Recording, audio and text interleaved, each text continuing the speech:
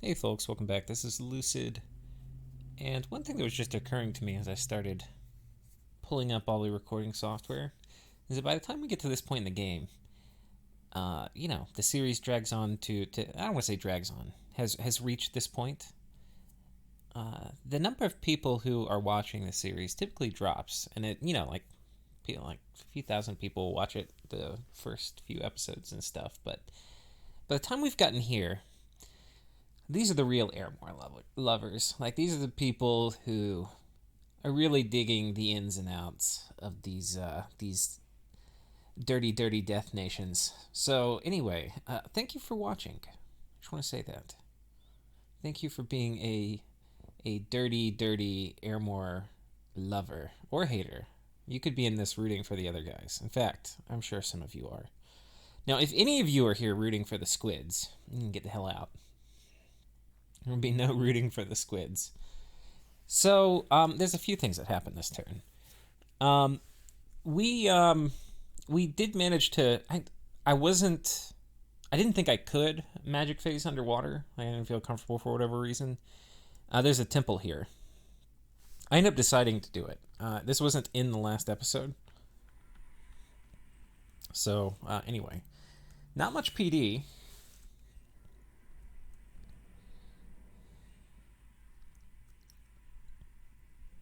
Yoink, yoink, yoink, yoink. I would say this was highly effective. Okay. I don't know if you had a fort going up. I forget if it says if there's a fort going up. I don't think it does when you take an enemy province. It will say it if you have a scout there, but I don't think... But that's really the only thing the Shambler Chief would be there to do. So if I killed a fort, that would be hilarious. It would also be hilarious if he left it this poorly guarded, which makes me think probably wasn't a fort. So that was nice. We destroyed a temple. We had a few assassinations. Yes, getting in on the assassin game. Apparently he got a stalker from an event. And it is a naked stalker. And it's here on that little border province. Fucker. Alright. We get assassinated by a Star Child here and here. Only two.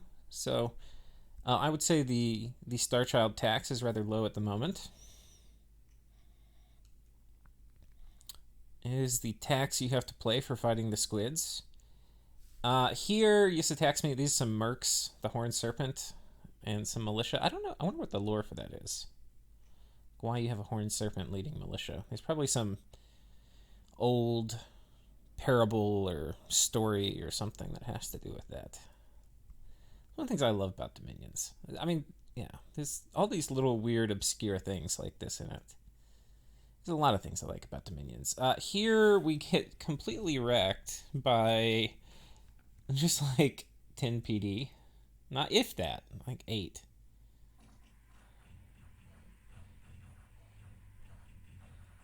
The knight doing some serious work, but he needs a bit of support. This is a little bit too much for a knight. Fortunately, our priest gets away. The only thing in that army that wasn't free spawn. Here, yes, just brutally knocks me off of his... I think this is one of his forts, Nazca. And here I'm sending Gym Baiting Squad Alpha into this party. And this is about 200 undead. And this is about 350, 360 troops, but with a ton of mages. And so I was really not sure if this would trigger Gym Baiting or Gym use. I thought it might. Now, what I have done is I have spread these guys out about as much as I can, while also keeping them far away. And the idea is I want to reduce banishment, because these guys are going to banish, like, orbital ion cannons. Watch when it comes down. I mean, look at that. Thing is intense. But you can see why the ghouls are important. They would have totally nuked our commanders. And there we go. So we've got Earthquake coming down. We get to see their full script. So they've got Fog Warriors up. They've got Poison Resistance on all their guys. They don't have any protection spells that have come out yet, which is interesting. It tells me he's not at... I don't think he's at Alt 9. Because I think that would have come down. I saw the Earth gems on the one guy, and I assumed it was for um, Army of Gold, but it seems he's not there, or chooses not to cast it. And so instead, yeah, just Earthquake. But he also has Mass Flight. So his plan is I'm going to Mass Flight my whole army, and then I'm going to hit you with, 1 to 2 Earthquakes. And doing that will cause an HP route or something stupid, and then I'm going to kill you with all my Fog Warriors. Shit. Well, do we have a surprise for him? We've got Mass Flight, motherfucker. Now, there's some other intricacies here that are kind of interesting. We'll have to rewatch the battle for me to show you. So, first of all, we killed 3 Meteorite Guard, so actually not even a bad trade. And the real cost is all the gems. I mean, the gems he wastes on us is phenomenal. I don't want to say waste, because he has to... what if I 2 province moved some freaking army in there that he wasn't expecting? He might have been able to dial it back if he had really good scouting and knew that I couldn't move anything there. But there's a few things here that are interesting in addition. One is these guys are scripted to Magic Duel, and probably on conservative gem use. But one thing you'll notice is first turn of combat, when they would be doing Magic Duel, instead they do Mind Burn. And that is because it's a weird little nuance in scripting, but if they cannot do the spell you tell them to do, and the spell you tell them to do will cost a gem, it will open them up to do other spells which cost gems. Which is very interesting or strange, or I don't even know. I mean, you wouldn't think that. But I mentioned it in the last episode, I thought that was how it worked, but I wasn't sure. Maybe the AI would decide, well, let's cast Starfires or something, But no. They wanted to do Mind Burn.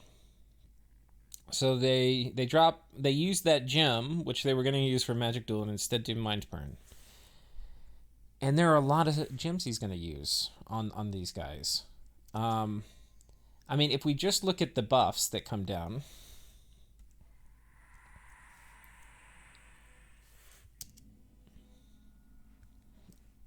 I wonder what the fire guy's doing. Warriors of Methuselah and Warriors of Niflheim. So that's interesting. This means he's at least Alt 8. But he may not be all the way to Alt 9. So he's giving these guys all the resistances. But this is not going to leave enough gems for him to do Firestorm. But he is going to be immune to cold fatigue play, so Grip of Winter, which I don't even think we're doing. So anyway, there's that. Yes. Now, the other thing that's going to... Well, what's going to matter? We burnt a lot of gems. We burnt at least 8 pearls with the Star Children. We burnt, at least 2 or 3 gems on Warriors of Methuselah, and then another 2 or 3 on Warriors of Niflheim. He cast Relief, right? So that's probably at least 2 gems. He cast Fog Warriors and Mass Flight, so that's another probably 6 air gems. He casts... Oh gosh, what else? I think that was mostly it. Oh, Earthquake, right? So that's another probably 2 or 3.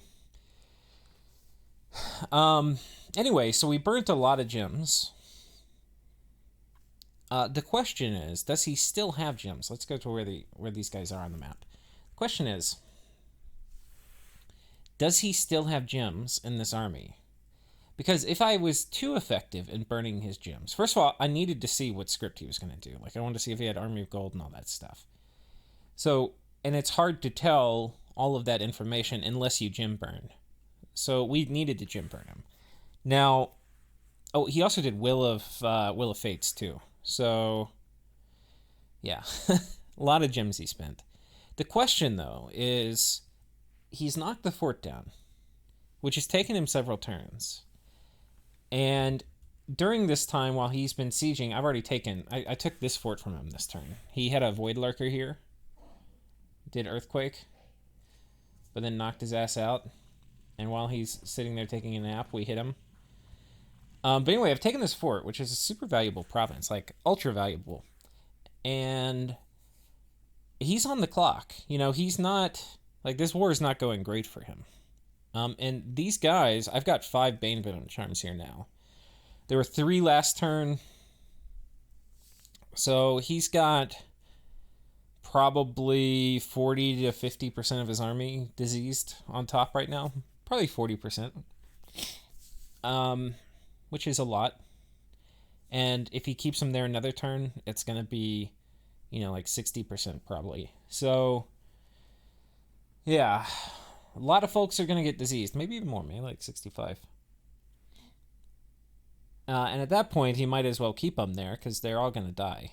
You know, like, the problem with diseasing them is then it's like, okay, the army's worthless. Let's at least try to convert them into some value. But the question he's got to ask is, does he have enough gems on scouts, etc., that he's brought with them? Because I checked all the commanders. I didn't see a lot of gems on the commanders. But it's very possible he has scouts or whatever with him. So does he have enough gems to replenish? That is a very important question. And if he doesn't, I'm worried he's going to back off. If he stays, I'm about to wreck his shit. Wreck his shit. So here's what we got coming in. We've got a bunch of guys that are generally on attack rear or just attack. But not that are on attack closest or anything. So what this is going to do is some people are going to just attack some random squad wherever. And why that's important is I want to make sure I like carpet the back.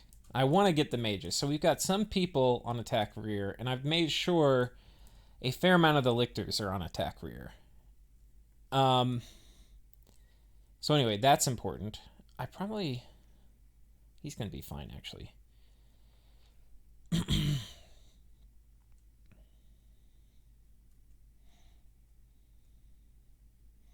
I do need to consider where I put my archbishops. That's kind of the one thing that I haven't really done terribly well yet.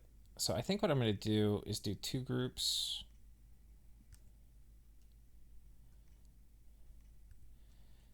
Glad I'm coming back and checking it. Or no, we can do 3 probably and just put them all back here. They'll all just be bunched up together, which is fine. There's going to be plenty of other targets for their Gifts of Heaven casters to hit, but if they all get hit by Gifts of Heaven, I'm going to be a little worried. But because he's going to be doing mass flight, I'm more worried they get picked off by Meteorite Guard. So we've got a bunch of guys coming in. They're going to be either attack or attack rear. That should give us a good carpeting of kind of attacking everyone. If you look at how many guys we're going to be bringing, we've got about 1,900 dudes. So we have a massive numbers advantage on him.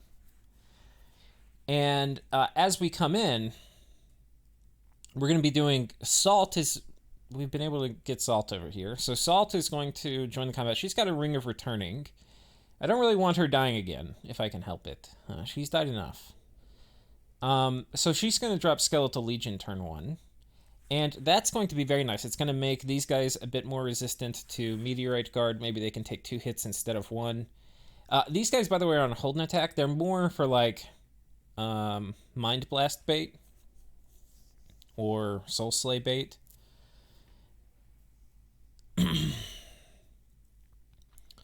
But Skeletal Legion, so it's not going to do anything for my Long Dead because they've already got Pierce resistance, but it's going to do a shit ton for my Lictors. It's going to make my Lictors so hard to kill by Meteorite Guard.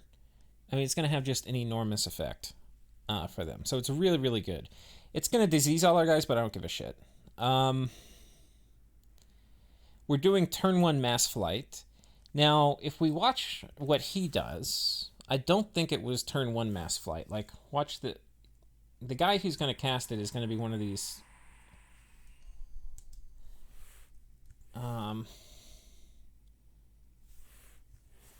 Silver Mage? Do I see a Silver Mage?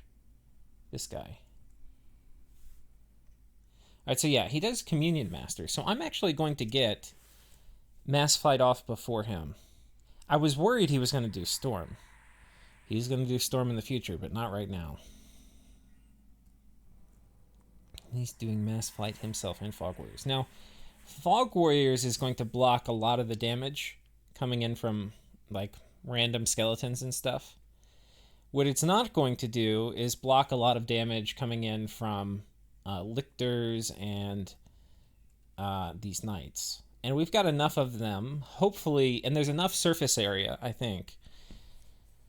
Hopefully these guys don't get boxed out by the Long Dead, which aren't going to be doing a ton of damage. And then Aya, who actually, let's rename. Aya, you will be... We'll name you after our buddy Maryland. Maryland is going to come in, Lamia Queen.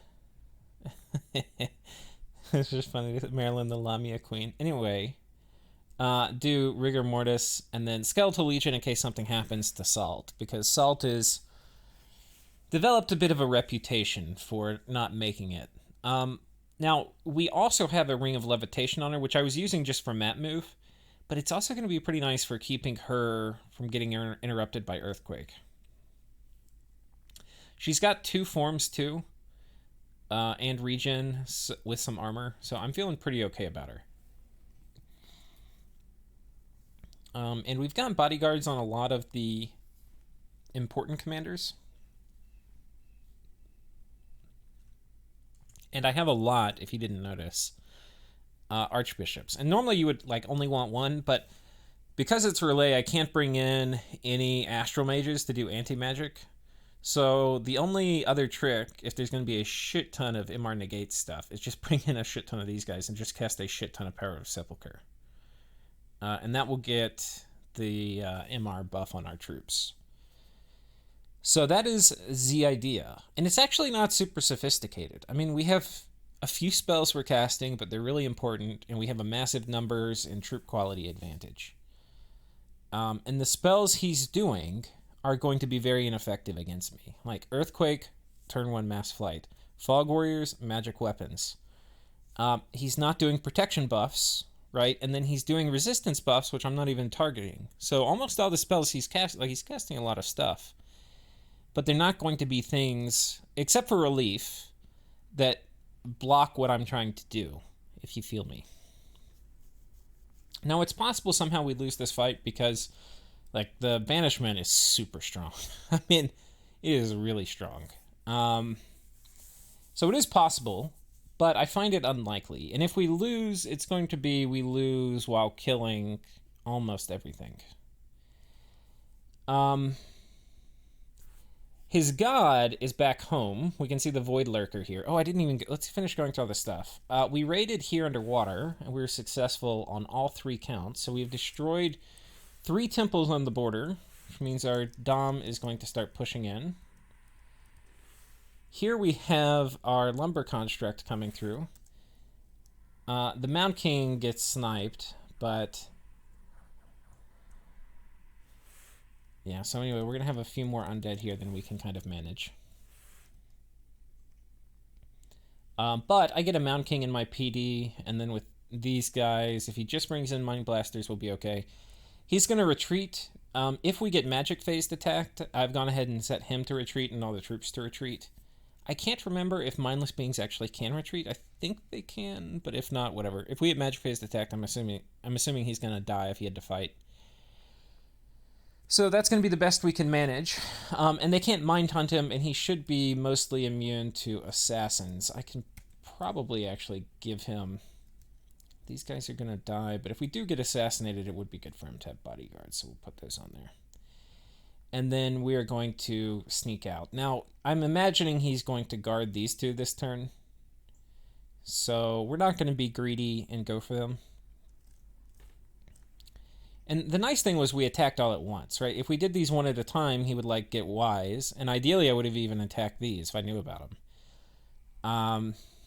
Because, yeah, you know, it's going to be harder to do it from now on. But we've gone ahead and knocked him down. we can come in and knock him again. Like, this guy's going to be pretty versatile for coming in and knocking stuff down when they're not paying attention. So that'll be good. There's also, if we just take a look at the provinces, they're really nice. Like, 200 income, 100 income, 100 income. These are super nice provinces. So if we can get our dominion in them, or if we can pillage them, that would be great. But we're going to have to wait for this army to leave before we can do much. Speaking of which, look at this thing. 670 dudes. That is a lot of guys. These are 500 strong fort, like 500 wall integrity forts. So it's going to take 600 dudes. Like, they, in theory, could one-turn pop it, but I've got a fair amount of defense in here. But it's probably like a 3-turn pop. Because they're going to be doing probably like 800 siege strength. And we only have... Yeah. It's going to be close to 1-turn pop, actually. So it's definitely going to be maybe 2 turns or something. Wait, why are you... Oh, okay. I've got another 100 siege strength moving in. But we'll see. That's not really enough. The problem is if he gets on top and I can't drive him off in time, we may end up losing all these guys that are inside, which is a bit of a bummer, but that's how life is sometimes. Sometimes your ghouls die. And, I mean, I don't think we're going to get out of this war super clean with Relay. I mean, that said, I think these guys are cooking. They're on the squid barbecue right now. And these guys, there's a decent chance we kill them all this turn. If he's smart, he gets cold feet and runs. But I think the fact that he's already invested so much, like the sunk cost is so great. Took him a long time to like tread through here and break this fort. I don't think he's gonna run. And if we kill this group, and we do it reasonably cleanly, which I think we can, it's going to give us the ability to come up and to march up and take basically all of this. I don't think Yis has anything here particularly to stop me. And this army here is diseased as hell. The problem is I don't think I can kill this army. I have a shit ton of sacreds, which you would think, okay, we can kill it, but I don't have any mage support to speak of. I don't have any air mages, so I can't cast, Winter is my only air mage. You know, I have some air randoms, but they're on my Dusk Elders, and I can't use them against Relay. I mean, you can see he had, 7 magic duelers that fight? So, I think I can kill this without... Maybe. I was going to say, I think I can kill this without mass flight. But if he's going to earthquake spam me, it's going to be a little tricky. And with all the buffs, it's a little annoying running these guys just straight in. But, I definitely need Skeletal Legion. I don't really have any Death Mages over here, though, is the problem. And I don't really have anybody terribly close.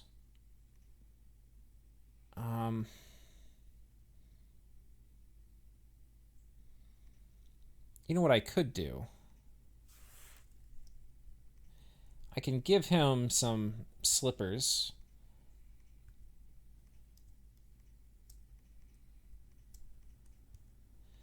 And a bracelet. Do I have a standard, a skull staff thing? I don't think I do. And we can have him come here. And he can then hand these over to Astragyne. And she should be able to, with those, do Skeletal Legion. It's only 2 Death Gems. And Grip of Winter, which Grip of Winter is not actually going to do much. Quagmire will still do stuff, kind of. Do I have a Skull Staff over here on one of these idiots? I don't think so. Probably need to make another one. So anyway, we've got that happening. Yes, who is apparently going to fight me to the death. It's kind of weird because I did that last trade with him mostly as like a peace offering. You know, like, hey, we can be friends. I'll do the trade. And we did nature for water. And he asked me again this turn if I was going to give him more nature. And I was like, no, sorry, I can't. But, I mean, yeah, I'm not trading nature. There's a few spells. I think because he's got Purgatory, Wrath of God, he's probably going to try to do Enchanted Forest, is my guess. Which is this thing. Where the hell is it? Yeah.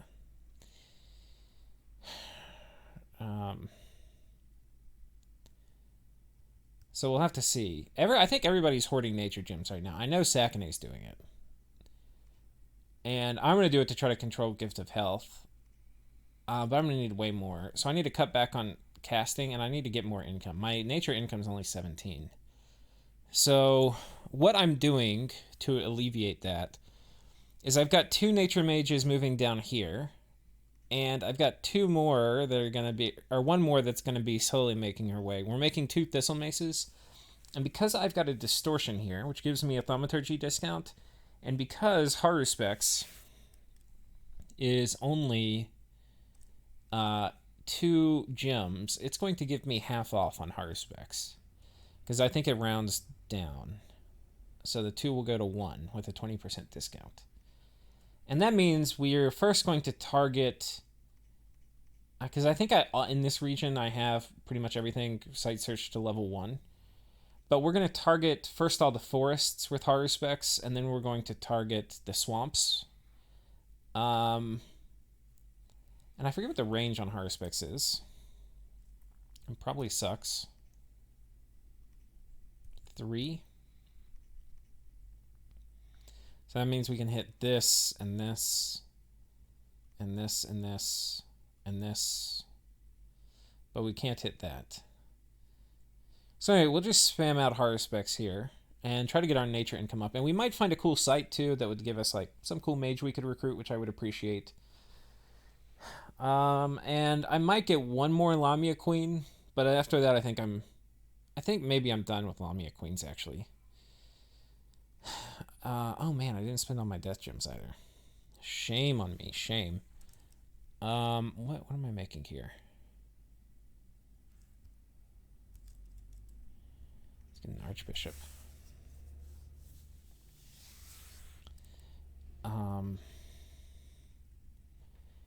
I've also, just as a random note, we've taken this Archbishop and I'm setting her to patrol with some lictors.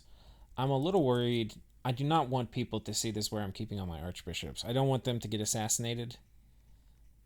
And I don't want them to get mind hunted. And I definitely don't want, like, 3 flames from the skies coming in and potentially killing all of them. So I need to put more chaff here so it covers it up. And I also need to patrol to keep scouts out. But even if I'm patrolling, they could potentially scry or something and see it.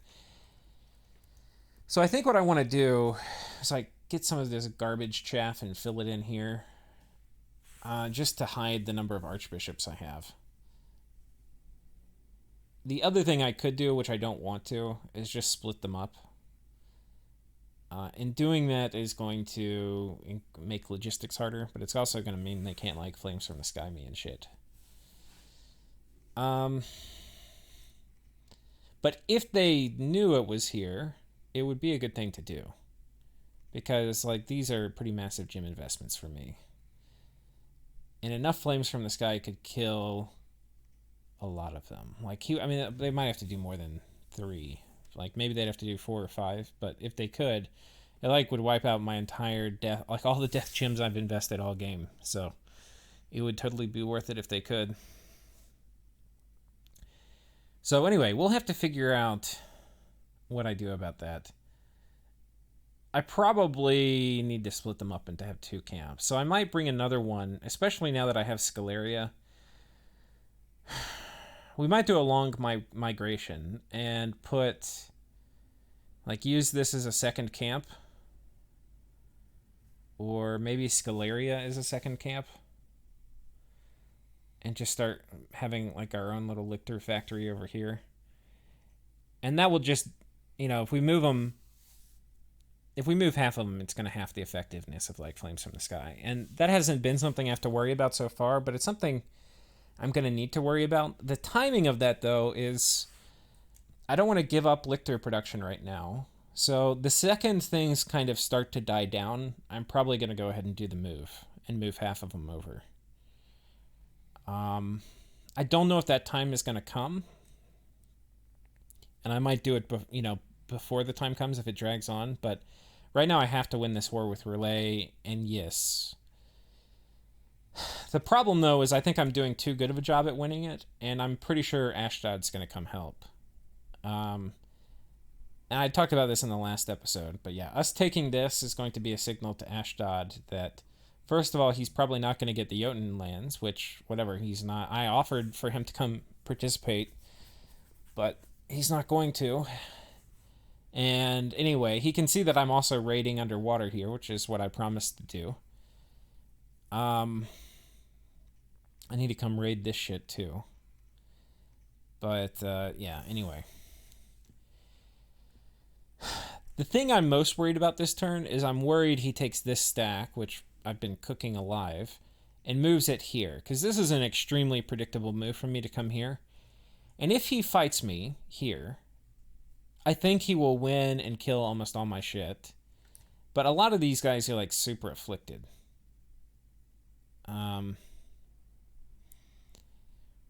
So we'll see. I mean, it's going to be hard to kill like 400 Blood Vengeance Sacreds without taking significant losses.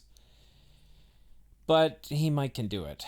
So anyway, we're going to be moving basically everybody up here. I've got a smaller contingent that's moving up here because they're basically fast moving from here. We've got Chillwind, who's got some anti-assassin gear with some Knights of the Sepulchre, and we'll be knocking this out. This will hopefully be good because it's going to give us traceable income from Jotunheim, which will be like 150 gold probably, back to our lands because we're going to secure this hopefully. I can also then run amok, and so if he stays on this fort, which there's a good chance he will because he hasn't moved in a while. If he stays on this fort and we crack this one, he must come engage me. There's no way he doesn't. Because he's not going to have cracked this fort. This fort's at 700. 300 out of 700. So he'll be at like 150. And there's no way he's going to do a trade. So I think if I do this, though, the good thing is it's going to reset the siege on this fort. Because he's going to probably come here with the whole army. I'll come just do a little Bombay, how are you, right? And basically reset the wall integrity on this fort. And we'll probably evade here. Like, we'll probably... I don't even know where we go. We might just, like, put this fort under siege with more dudes and then raid both of these provinces and then come out. But if we've conquered this, and, like, if next turn he stays here, I'm on top of this force has been conquered, these guys are going to run up here and go take this fort. These guys are going to just go deep, and we're going to go after some of this stuff. And I'm going to set up probably to take this out, too. So, what I will need to take this is probably a Dusk Elder, which, if I can teleport one, I probably should go ahead and do it.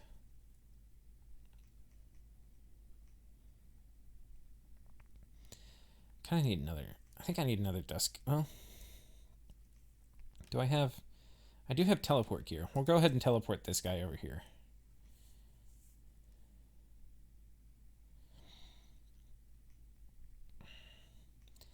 We'll teleport him underneath. And... that'll be cool. He'll be able to sneak out if we need to. But, anyway... I'm also probably going to need like a barrel of air or something to give lictors. Yeah, to allow me to take lictors and stuff underwater. But Yeah, ideally what I will do is draw him with these armies back up towards the sea as I raid. And if I'm drawing him over here, he can't block me from taking this fort. Once I take this one, I'll probably go take this. So this army's probably going to go like that. Yeah, we're going to draw him up. We'll just keep running back and going this way. And as we do it, it should open up this fort to be taken. And we'll go ahead and do that whenever we see the opportunity. But I do need some more Dusk Elders over here just to block mind hunting and stuff. So we're going to do that. I've got a Dusk Elder coming to meet this squad here, which will be nice. And of course, the Dusk Elder is sneaking, as a Dusk Elder does. And it's Astral too, so it's going to do a really good job blocking Mind Hunt. I do not have a Dusk Elder with this group, and there's a much higher chance that he's going to want to Mind Hunt this group, because Chillwind is going to be mostly Assassin immune, with a Lantern Shield and good gear and bodyguards and a bottle of water. But she can be Mind Hunted, and he's going to have very high pin Mind Hunt gear. Now, a lot of his Mind Hunters are feeble-minded, and he may be waiting for their feeble-mindedness to go away before he starts Mind Hunting again. But that can take a while. It can take like several turns. But anyway, I expect it to come out, but there's only going to be 3 commanders he sees, and I'm not going to have a Dusk Elder here, as I was mentioning. So what I've done is I've put a bunch of scouts in the province, too. And that will dilute the Mind Hunt quite a deal. Unfortunately, this is a pretty high protection fort, 750. So we're not going to one-turn pop it. But we definitely can pop it next turn if we move a major force on top. But yeah, the thing is, even if we... And this, I think, why I'm kind of cool with this, like, moving here, even though I don't think we'll win the fight, is even if we lose the fight, I think we will lose it and cause enough attrition on his side. It will be enough of a Pyrrhic victory for him that he's going to lose all ambition of coming and attacking me anymore. And he'll probably sue for peace.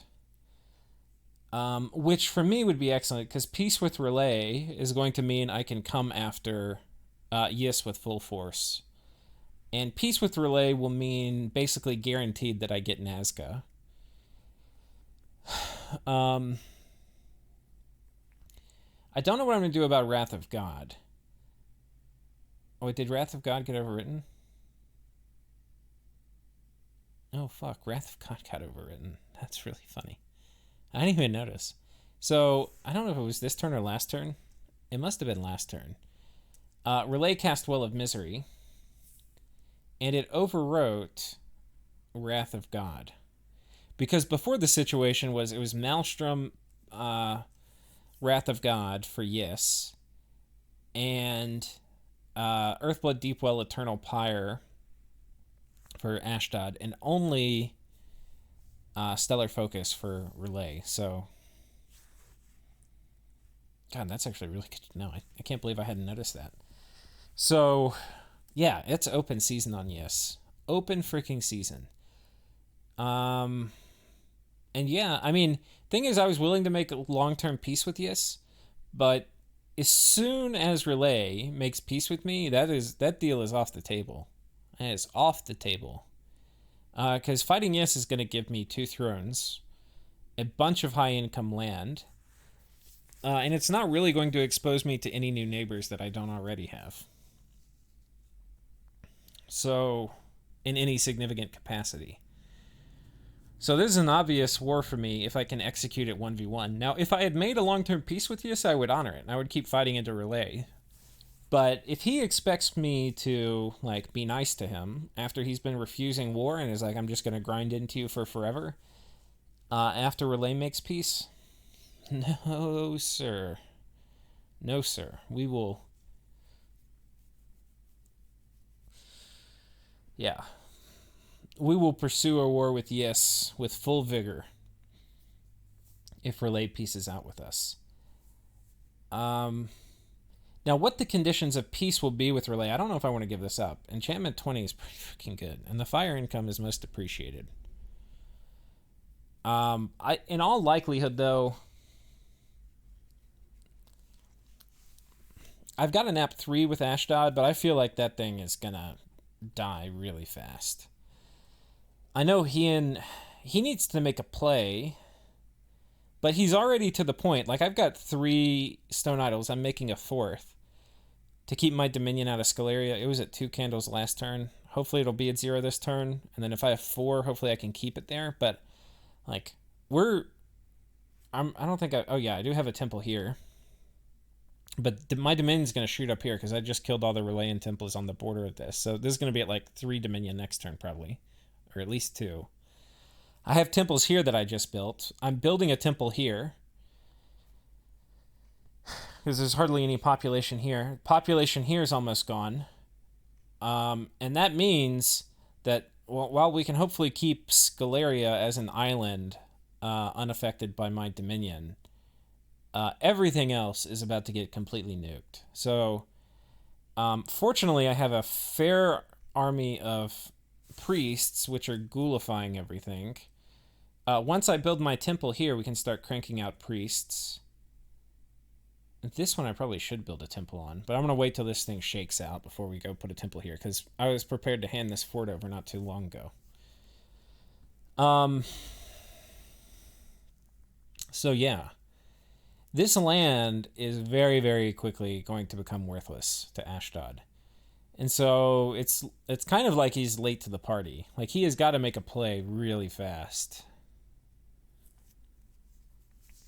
Because the snowball is rolling. And, yeah.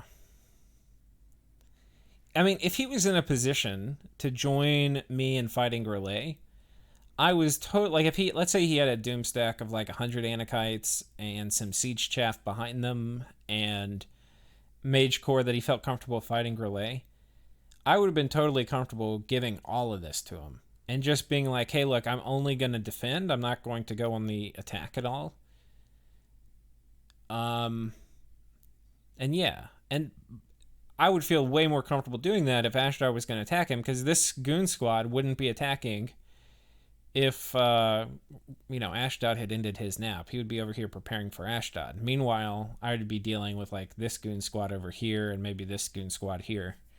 So, it would be a deal I would be cool with. And if he won his conflicts, he would get all of this land, which would be good for him. Now, I don't know if he was ready.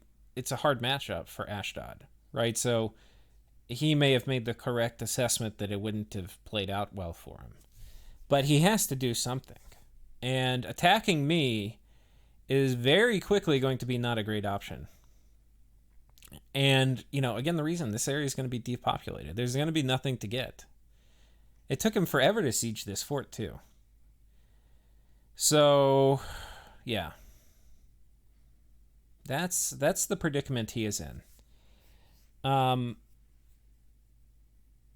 main thing I'm worried about this turn, aside from potentially losing a fight here, which doesn't really worry me because I think I'll inflict enough losses that this group will be neutered, is this group coming in. And so, yeah, another 100 siege strength if we go through it. That'll put us at 450. At least. We'll call it 450. And if these are at 800, yeah, it's still a 2-turn pop. We've got an assassin here that's probably going to kill this idiot. So, wrecked. I'm sneaking this guy in, though, with some handful of acorns. Oh, you don't really need a skull staff. You probably could use a hat, though.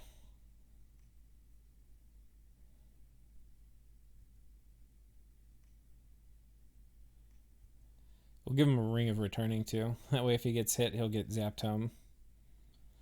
But, yeah, we're going to sneak him in here, and if he assassinates again, we'll kill him. Oh, but the problem with that, I'm not going to be able to... I want to steal the water bottle. But, yeah, this will... I think we can kill the assassin with this. We have a pretty good chance.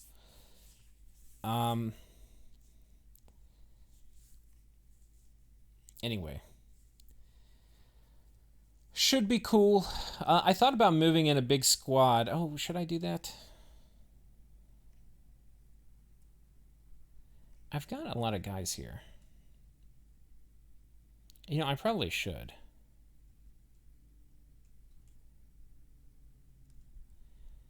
Well, I might come back and do it when the recording's over, but I think there's a pretty predictable move from this group. I think he's going to come over here and hit me. So if he does that, I can take a bunch of my guys and move them over here. You know, the risk always is we're going to get, you know, a little bit assassinated. But that is a risk we'll take.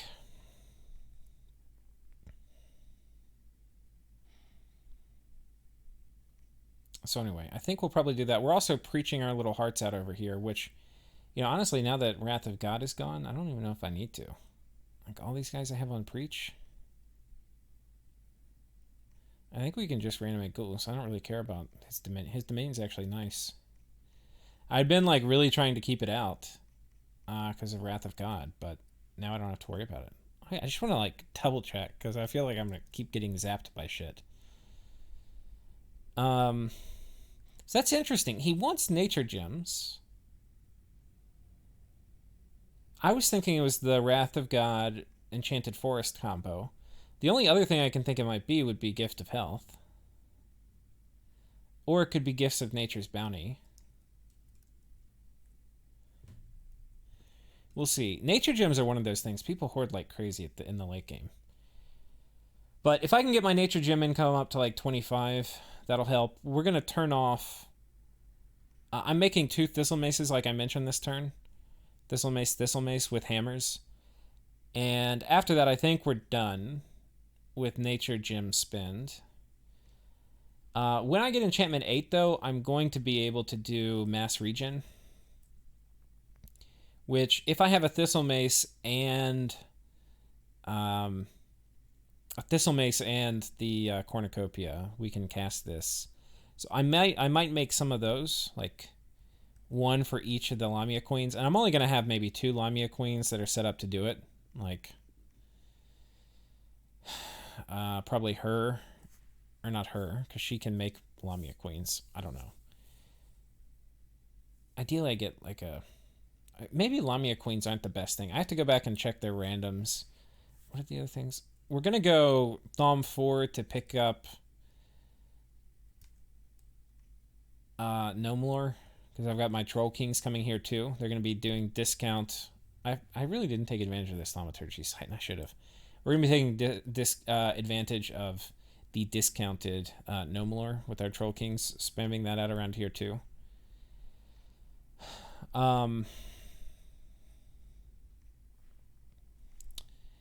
And after that, we're going to go finish Enchant 8, which we've been marching towards. And this will probably only be like 4 turns away. Then we're going to head up Conjuration. Now, for nature right now, Lamia Queens is kind of our summon. Once we get to this, we get Ivy King, which is pretty cheap. But we'll have to decide, do we want to get Ivy King or do we want to get Fairy Court, which we'll get shortly thereafter. But I think it's probably worth not getting any more, like pausing Lamia Queens. Because Foul Vapors was only going to be good against Yis of all my matchups. And aside, and you know, I mean, these can do death casting too. So, you know, that's kind of nice. But aside from that, Ivy Kings are the superior nature mage.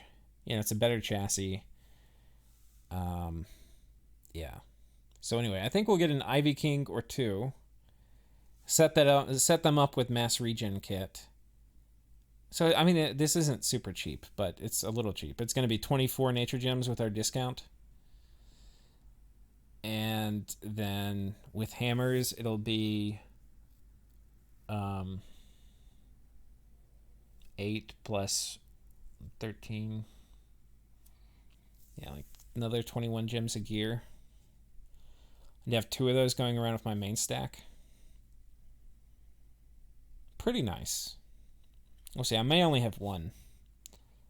Alright, I'll probably have 2. So anyway, we'll do that. That's going to be a bit of a zinger on our nature gem income, but I'm also going to try to trade for nature gems. I don't think anybody will trade me nature gems. The only people who might, we know Yis won't. There's a chance Nabal might, and there's a chance Ashdod might. And there's a chance Relay might, because Relay doesn't need to control Gift of Health. They've got Well of Misery up. They've got a Recuperation Bless. So I'm just waiting for the tarts to come out. You know, I was expecting there might be a tart in here this turn, which would have probably killed this whole army. But we wouldn't have rolled the dice anyway. Yeah. Anyway, guys, I think that's it. I've kind of been rambling on for a while now, but these are the things I'm thinking about. We're also doing miscellaneous raiding and stuff, as you would expect, putting some little skeleton pressure on the map. But, yeah, I think that's it, boys. We'll see you next time. Take care.